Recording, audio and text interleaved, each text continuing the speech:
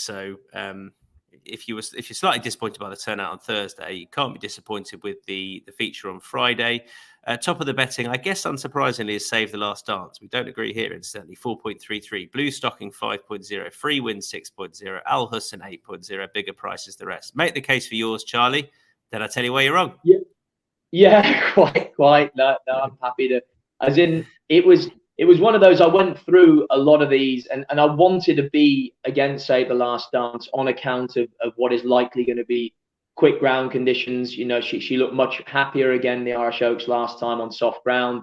But then I kind of looked at it and I thought, well, it's not like she ran bad at Epsom on quick ground. She just got beat when we all expected her to win at odds on. And then I went through them, and Blue Stocking, I wasn't really sure why the form should be reversed from the Curragh the last time. Free Wind, I think, is fairly exposed. Al Hussein is stepping up to 12 furlongs for the first time. And again, you know, the best performances have come on slow ground. And then again, Warm Heart, yes, she's going to be better suited by quick ground this time, but do I think she can beat Save the Last Dance? And I wasn't really sure, Tom. So just by a process of being negative about some of the others, I've ended up siding with the favourite, and yes, Save the Last Dance will do for me. Yeah, so I'm negative about a few of these, but at the top of the market, I think she's take on a bull, Save the Last Dance. Just on the way she raced last time as well. I think if they get away from her here on a sounder surface, she was impressive given that she managed to win. But she had a hard race as well. And for me, she's take on a bull. Blue Stocking, they were umming and ahhing about running. And it's just the Rafe Beckett comments about this filly. You know, they were talking about minding her and just taking their time with her. They're not doing that. And I don't know. I think she could easily reverse form with Blue Stocking. With Save the Last Dance, but I don't want to play at the prices to find out. Free Wind, I'm now not convinced about, particularly on a sounder surface. Al Hussein, if it's quick ground, would be a slight concern for me. And then you get to Warm Heart, who I thought ran a pretty good race in at the Curragh, and I don't know. I can see she's overpriced at 11.0. You know, she won the Ribblesdale on quick ground. Just thought it's the case of the stable companion taking up most of the market, so she's not really fancied. And I thought she was a bit overlooked. And the other one is Novakai, who shaped well here behind Soul Sister, who won the Oaks. It didn't work out at all. I think she's tricky in the French Oaks, and then last time she was back on song. I think she's clearly got a lot of ability. Like the commissioning Group 1 form, we haven't seen that filly this year because she was injured. Is solid enough. So I just thought she was worth a chance at 17.0. The fact you got 10 means I'll play both of those win and place against the top of the market. Okay, let's move on. We're going back to the start of the day, to the 150. It's the Lowther. Relief Rally is 3.0. Cherry Blossom is 3.25. Flora Bermuda 5.5. Bigger prices the rest. I'm with Relief Rally, who I thought was excellent last time at Newbury. I think the 6 here will definitely suit, and she should basically be unbeaten. 3.0, I think, fair enough. Charlie? Yeah, I'm taking her on with one from that Queen Mary race, and Beautiful Diamond, who I was with on that occasion. This filly was very impressive at Nottingham, and like I say, I thought she'd go and take the Queen Mary out. She ran fine. I mean, she was disappointing again, maybe because she's favourite, but on the face of it, she ran a perfectly acceptable race. Afterwards, Carl Burke talked to her as a big scopy filly that they were going to go gently with.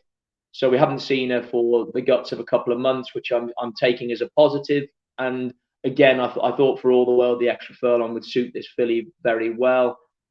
And it's a tricky one because, again, I was very, very strong on Relief Rally when she won the Super Sprint last time. My feeling about being with Beautiful Diamond win and place is that I don't think there is as much between them as the market is making her out to be, personally. And so it's more a price related thing.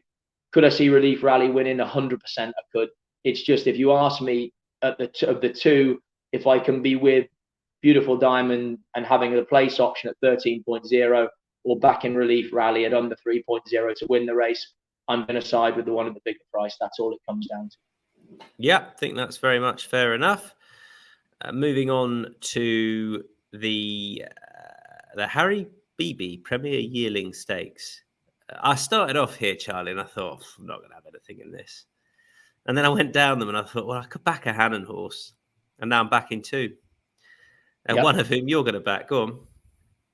Yeah, as in like you say, it's a pretty good starting point because I think he's won 5 of the last 10 run-ins of these races, and so I came down with Persica. I mean, he disappointed on debut, never really got going. Half missed the kick at Leicester, it never happened. They backed him up 3 days later, which again I'm taking as a real positive. I'm seeing that as the trainer thought. I expected a lot more. This horse hasn't switched on, hasn't turned up in any way, shape, or form. And they chucked him back out at Salisbury, and under a positive ride. I'd encourage anyone, whether you want to back him or not, to go back and watch this race, because I thought he looked really impressive the way he went through it. He looked like a big scopy horse, massive action. I really liked the way he hit the line, very, very strong. And then you chuck into the equation, Richard Hannon's won 5 of the last 10. I think Martin Hughes has owned 3 of those, and then Sean Levy has ridden 4 of those 5 winners. So yeah, these races are brilliant because they offer a load of prize money, often for horses maybe that aren't the most expensive ones in the world. But you can write off a stack of the field, and so yeah, I think when it comes down to it, it's going to be between not as many as the field size makes out. And like I say, I'm really interested in Persica. I thought he looked a good. He might end up being a good deal better than this sort of quality of animal and race. Yeah, I'm going to back Persica as well, who. I mean, it was sort of surprising for a horse to run so soon off the back of disappointing, but I subsequently found out that's because he's pretty highly regarded. It was just a blowout run on debut at Leicester, and then he was very good at Salisbury when putting that performance well behind him. So he was still a bit green out the gate, still went a little bit left, but yeah, I think he's probably worth backing, and he's better over the 6. And then the other one is Love Billy Boy, who, the form of the Musper run's okay, in particular with the Amy Murphy horse coming out. That was a Sunday Series race, and they tend to be pretty strong for the grade. He was backed into favouritism and duly won.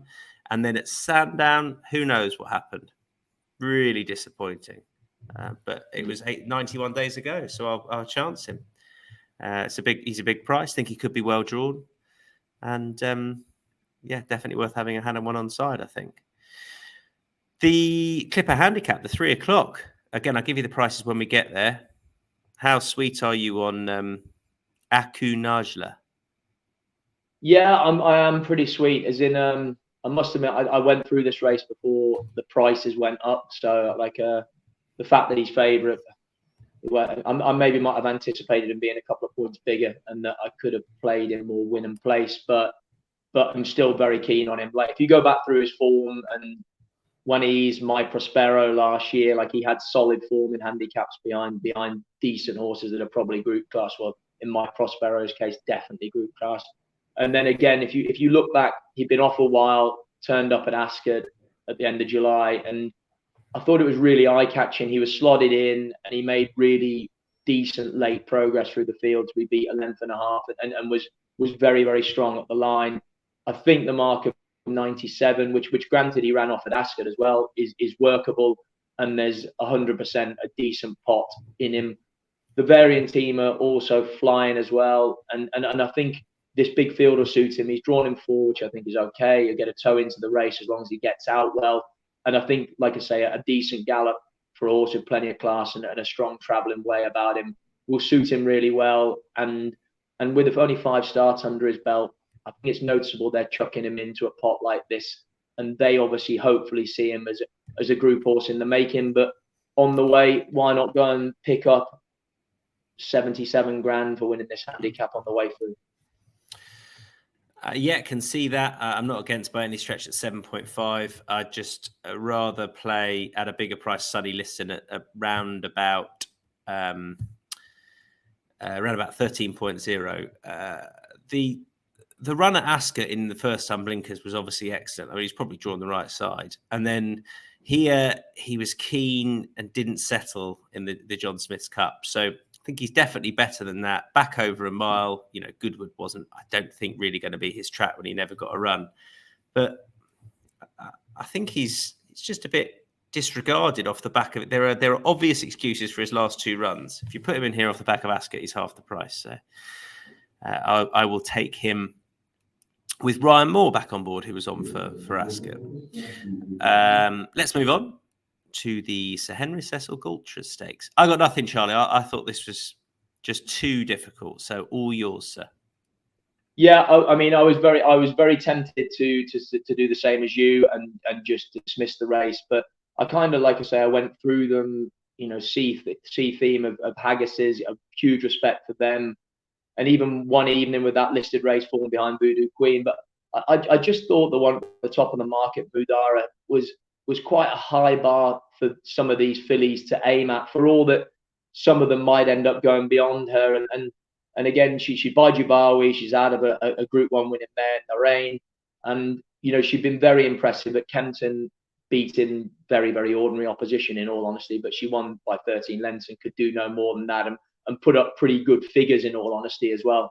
And then she went next to Haydock for the Group 3 there. And she looked like she was going to run a big race for a long way up the straight, and just weakened out the back a bit late on to be beat 4 lengths by Sea Silk Road. But in all honesty, the handicapper still saw fit to actually raise her mark, for all that she finished 5th of 5, to raise her mark by a further £4.